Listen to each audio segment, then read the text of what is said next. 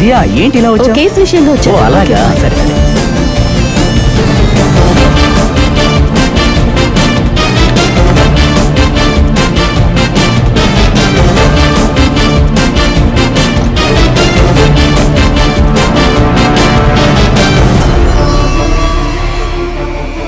Sir ఆ రోజు parcel coach లో వచ్చిన అన్ని అడ్రస్ చెక్ చేశాను సార్, అంతా కరెక్టే.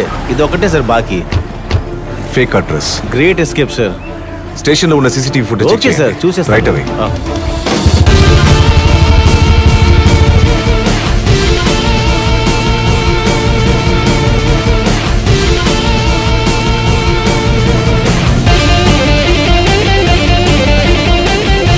జూమ్ ఇన్ చేయండి. సీసీటీవీ ఫుటేజ్ చూస్తే నువ్వే ఆ పార్సల్ తీసుకెళ్లి డెలివరీ చేసావు. ఇంతకు ముందు ఎవరికైనా ఇలా డెలివరీ చేసావా? లేదు సార్. వాడు ఎలా ఉన్నాడు? అతను హెల్మెట్ వేసుకుని మొహం అంతా మూసేసుకున్నాడు సార్.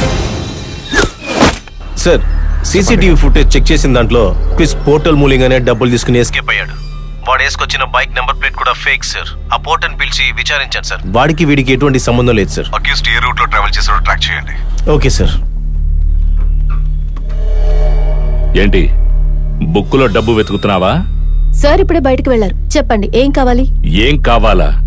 ఇంతకు ముందు నన్ను నువ్వు చూసావా లేదా? కేసు అప్పగించిన రోజు నుంచి ఈ రోజు వరకు నీ మేకప్ కూడా చెరిగిపోలేదు. డబ్బు గురించో దాన్ని కొట్టేసిన వాడి గురించో ఒక్క ఆధారం కూడా కనిపెట్టలేదు. ఏం పిగుతున్నావు నువ్వు? ఇదేం బ్లాక్ మ్యాజిక్ కాదు. డబ్బు ఎప్పుడు దొరుకుతుందో మనిషి ఎప్పుడు దొరుకుతాడో చెప్పడానికి. నా మేకప్ గురించి మాట్లాడే మీరు ఆ రోజు కేసు అప్పగించినప్పుడే కొన్ని నిజాలు కూడా చెప్పుండాల్సింది.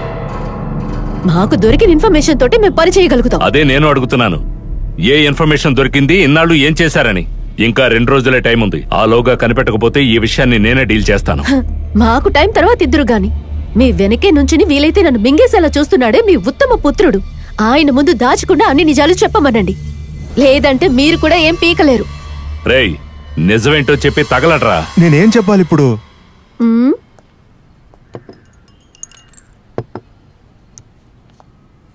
మీ కార్లో దొరికిన ఈ నెయిల్ ఎవరిదో చెప్పండి.